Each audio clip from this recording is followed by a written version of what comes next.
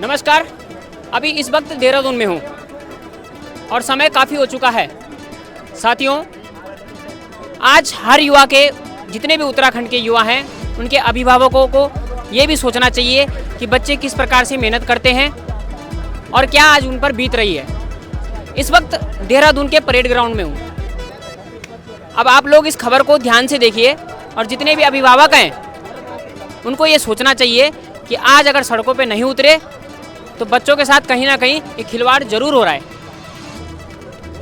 जो पटवारी का जो बच्चों ने जो है पेपर दिया था वो लीक हो चुका है। आखिर में सारे युवा जो हैं सड़कों पे उतर चुके हैं। आखिर ऐसा क्यों हर बार हो रहा है और क्यों जो नकल करवा रहा है उसको बार बार छोड़ा जा रहा है। हम युवाओं से जानने का प्रयास करेंगे, कोशिश करेंगे कि क्या यहाँ पर रहा है। जी नमस्कार अंकित जी। बहुत बहुत धन्यवाद जी। आप यहाँ पर आज पहुँचे हैं, क्या कुछ मामला है? मैं लगातार सोशल मीडिया के माध्यम से युवाओं की आवाज़, जो युवाओं को जो आंदोलन चल रहा है उसको सोशल मीडिया के माध्यम से देख रहा था। तो आज मुझे लगा कि हम लोगों को दलगत राजनीति से हटकर इस मुद्दे पर आना चाहिए, क्योंकि ये भविष्य का सवाल है, ये आने वाले भविष्य का सवाल है। इसलिए हम लोगों को आगे आना चाहिए, क्योंकि जो लोग प्रेम नगर में, जो इस जगह पर जो लोग रहते हैं, ये लोग 4x4 के कमरे पे रहते हैं। इन लोगों को संघर्ष वो नेता क्या जानेंगे जो AC के रूम पे रहते हैं, वो लोग इस सुविधाओं को क्या जानेंगे। क्योंकि किस तरीके से युवा अपनी पूरी जवानी को न्यौछावर करके अपनी तैयारी करता है और उसके बाद इस तरीके की घटनाएं जब होती है तो क्या बीतती होंगी। लगभग उत्तराखंड में अब सबको पता लग चुका है कि जो है पेपर लीक हो चुका है, आंदोलन हो रहे हैं, लेकिन अभी एक और मामला बड़ा है कुछ कहीं पे, क्या हुआ था वो?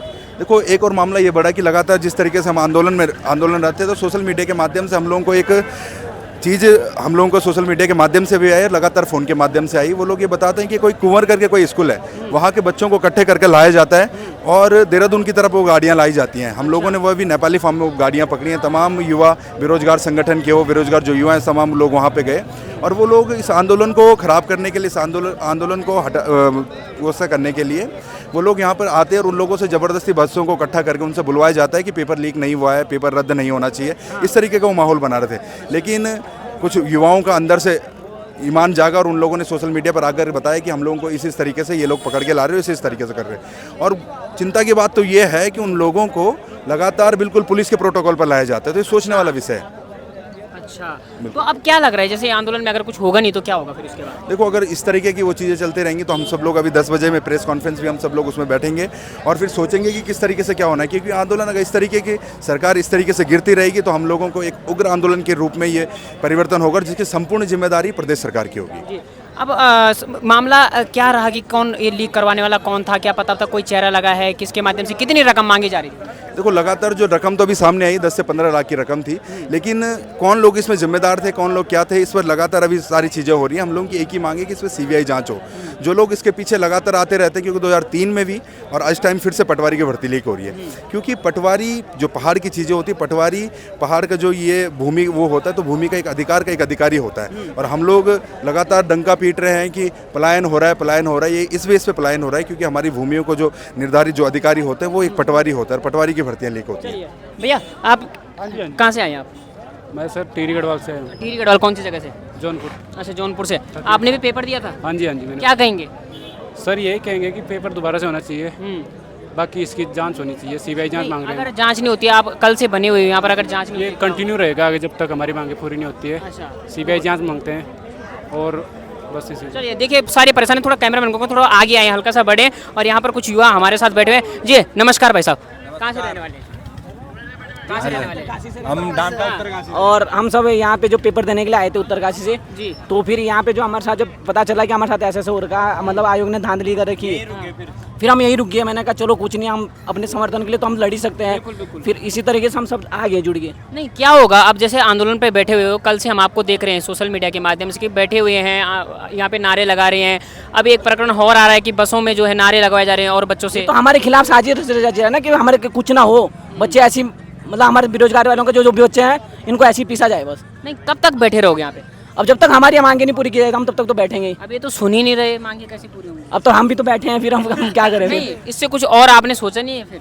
फिर इससे आगे क्या सोचा? अब जो हमें बताएंगे हमें आगे आपने कि जब घी सीधे उंगली से ना निकले ना तो टेढ़ी करनी पड़ी। तो कल से सीधी है, अब 2 दिन हो गए, अब कल टेढ़ी करनी पड़ेगी फिर। सरकार की ईंट से ईंट बजाने का काम करेंगे, बात खत्म।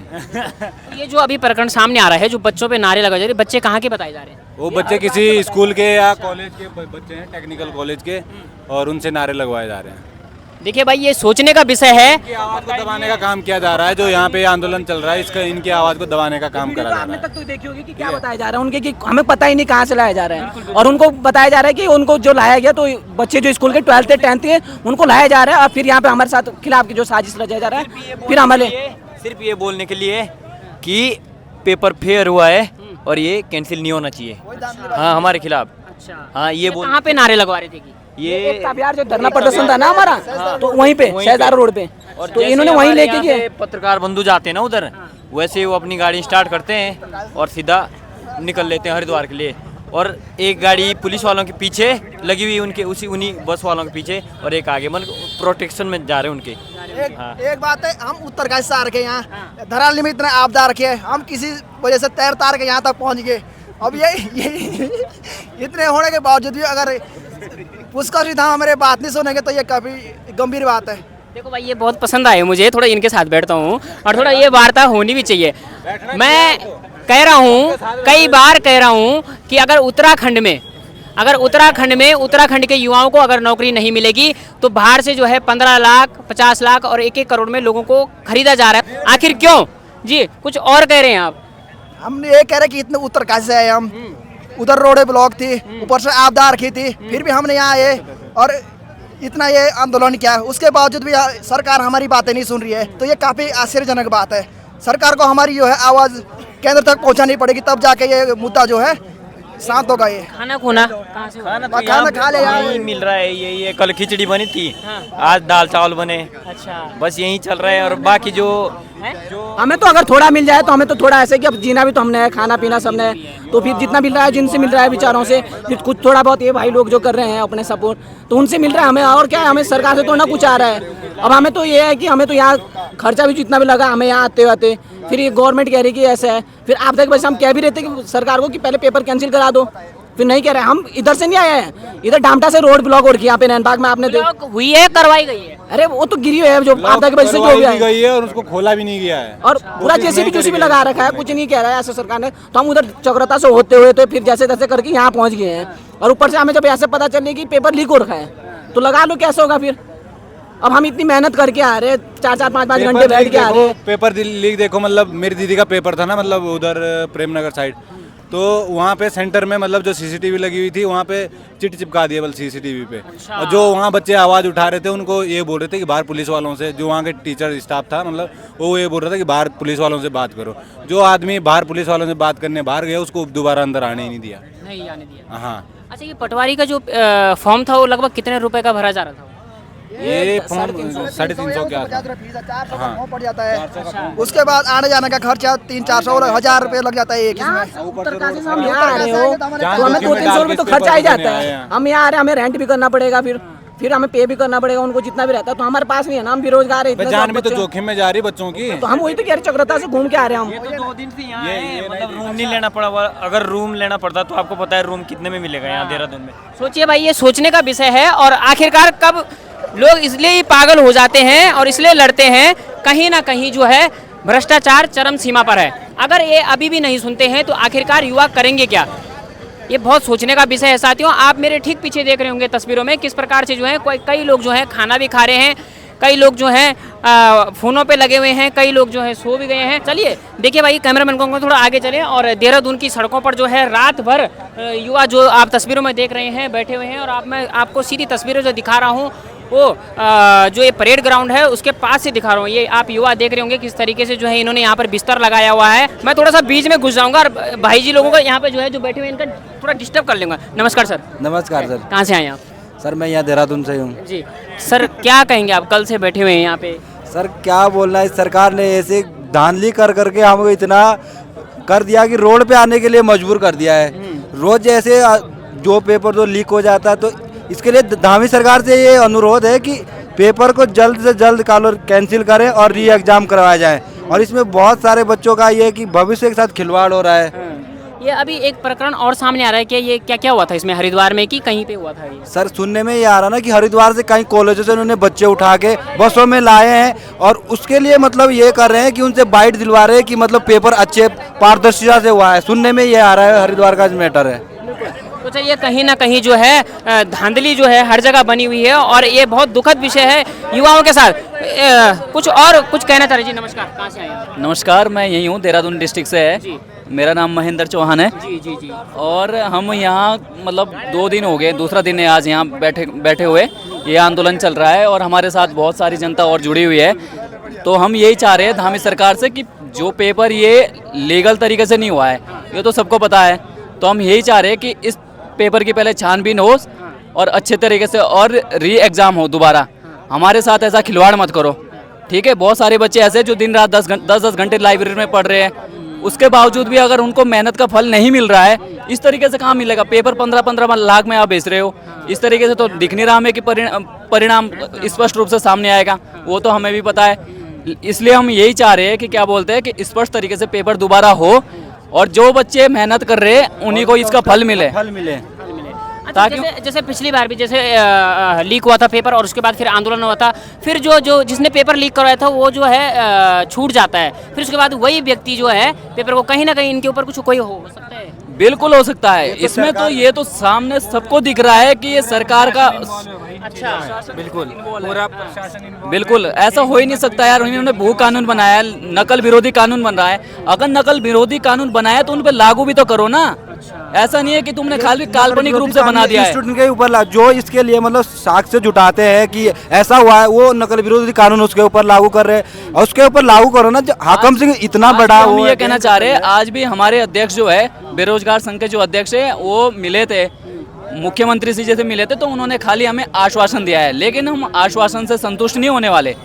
हमें लिखित रूप में चाहिए कि ये परीक्षा दोबारा होगी, हम तभी ये आंदोलन तोड़ेगा, वरना अन्यथा ये आंदोलन और बढ़ेगा। पटवारी का जो पेपर दिया गया है, ये इसका रिजल्ट कब आना था? ये पटवारी का पेपर जो अभी हुआ है, इसका पेपर तो क्या, ये तो कल परसों ही आंसर की निकाल रहे हैं और रिजल्ट भी निकाल रहे हैं। ये बोल रहे हैं कि पेपर रिजेक्ट नहीं होगा, स्पष्ट रूप से पेपर हुआ है। लेकिन ये तो सबको दिख रहा है, व्हाट्सएप पे पेपर तुम बाहर कर रहे, 11:35 पे तुम बाहर कर रहे पेपर। ये कैसे हो रहा पेपर? ये तो सबको दिख रहा है पेपर में। अच्छा, और जैसे अभी यहाँ पर आप लोग रह रहे हैं, खाने पीने की क्या दिक्कतें आ रही हैं? देखो, खाने पीने की तो ये हमारे साथ बिल्कुल बुजुर्ग आदमी है, हर चीज़, हर कोई बंदा हमारा सपोर्ट में है, तो खाने पीने की हमें मजबूरी में करने पड़ रहे, वरना हम तो स्टूडेंट आदमी हैं, आपको पता है। सारा हमारा जो मोर्चा है वो बेरोजगार संघ का है, तो बेरोजगार संघ का मतलब ये है कि हम बेरोजगार है, लेकिन मजबूरी हमें देख रहे, साफ हमें झलक रही है, आप लोगों को भी, कि हम कैसे कैसे झेल रहे हैं यहाँ पर। लेकिन हमें सरकार से यही उम्मीद है कि ये पेपर दोबारा कराए और स्पष्ट रूप से कराए। चलिए, कहीं ना कहीं जो है युवाओं की ये मांग है और हम लगातार जब यहाँ से टिहरी से यहाँ देहरादून में पहुँचे हैं तो आप सीधी तस्वीरें देख रहे हैं किस प्रकार से ये युवा बैठे हुए हैं और कहीं ना कहीं जो है ये छलकती है कि जो है भ्रष्टाचार चरम सीमा पर है। तो साथियों, आप ये तस्वीरें जो देख रहे हैं, मैं अभी जो पलटन बाजार है उसके पीछे ठीक परेड ग्राउंड है और परेड ग्राउंड के पास हूँ, जो सारे युवा हैं। जी नमस्कार, कहाँ से आए? नमस्कार, मैं पौड़ी गढ़वाल से हूँ भाई जी। बाबा, पौड़ी से दौड़े आप? ठीक है, बहुत बहुत धन्यवाद। क्या कहेंगे आज ये जो इतनी भीड़ बड़ी पड़ी है, क्या कहेंगे? अरे इतनी बड़ी भीड़ पड़ी हुई है, ये सब नव युवा रोजगार जो बेरोजगार हुए हैं ना, उन सब के लिए पड़ी हुई है भाई जी। क्या कहेंगे? मैंने खुद का पटवारी का पेपर दिया था, मैंने खुद का अभी DIT में, तो नहीं हुआ, अपना नहीं हुआ, पेपर लीक हो गया पहले, तो वो सब संबंध में बस ये बोलना है अपना। बिल्कुल। चलिए साथियों, आप जरूर इन युवाओं की जो मांगे हैं उसमें आप साथ दीजिए और उत्तराखंड की आवाज़ को जरूर शेयर कीजिए। बहुत बहुत धन्यवाद। चलिए, एक और साथी हमें यहाँ पर मिले, एक नहीं अनेक हैं, लेकिन कुछ ना कुछ किसी न किसी की कुछ ना कुछ जरूर बातें हैं। जी नमस्कार, क्या नाम है? मेरा नाम सुरजीत सिंह बिष्ट है। जी बिष्ट जी, क्या कहेंगे? जी कहना क्या है वो तो साफ दिख ही रहा है। इस तरह की नाकाम हरकतें, पेपर लीक का प्रकरण तो हर प्रदेश के कोने तक, देश के कोने तक पहुंच चुका है, लेकिन इसके बावजूद भी जो प्रतिक्रियाएं इनको करनी चाहिए थी वो प्रतिक्रियाएं न करके ये जो इस तरह की नाकाम हरकतें कर रहे हैं, बच्चों को भर करके यहाँ लेके आया जा रहा है, उनसे ये बुलवाया जा रहा है कि पेपर रद्द नहीं होना चाहिए। इस तरह की नाकाम हरकतें और कोई नहीं प्रदेश का मुखिया कर रहा है। बड़ी शर्म की बात है, बड़ी शर्म की बात है ये पूरे प्रदेश के लिए। जी, ये जो मैं आपको ये बता दूं कि जो ये बच्चे पकड़े गए हैं ये किस स्कूल के थे और क्या करने वाले थे बच्चे? जी इसकी जानकारी तो मुझे नहीं है, लेकिन जो हमारे अध्यक्ष जी हैं, बेरोजगार संघ के अध्यक्ष जी हैं, अभी उन्होंने अपने फेसबुक पेज पे लाइव उसे डाला हुआ है, किस स्कूल के बच्चे हैं, उस पर पूरी जानकारी उन्होंने दी हुई है। जी ये आंदोलन अब कब तक चलेगा ऐसे ही सड़कों पे? देखिए आंदोलन इसका कोई निश्चित सीमा नहीं है। जब तक हमारी मांगों को पूरा नहीं किया जाता है तब तक हम यहाँ से नहीं हटने वाले हैं। मेरा एक ही नारा है, जब तक तोड़ेंगे नहीं तब तक छोड़ेंगे नहीं, चाहे वो धामी हो या धामी के चाटुकार हो या इस तरह के नाकाम हरकत करने वाला कोई भी हो, जब तक हम छोड़ेंगे, जब तक तोड़ेंगे नहीं तब तक छोड़ेंगे नहीं। आपका क्या नाम है? मेरा अतुल नेगी। कहाँ से आए आप? हम पौड़ी गढ़वाल से। क्या कहेंगे आज ये हालत देखने को मिल रही है, युवाओं सड़कों पे हैं, क्या कहेंगे? देखो UKSSC का मैंने पेपर दिया था पटवारी का, बट वो पेपर लीक हो गया है, उसमें मैं बहुत दुखद हूँ। मेरा पेपर अच्छा गया था, फिर भी मैं दुखद हूँ। और आगे मैं सरकार से यही चाहता हूँ कि अगर वो पेपर दोबारा हो तो पहले जिनने इसमें घपलाबाजी की है, घोटाला किया है, वो पेपर पहले क्लियर निकले, वो सब नाम नियमावली आ गया है, उसके बाद हम पेपर देने को रेडी है।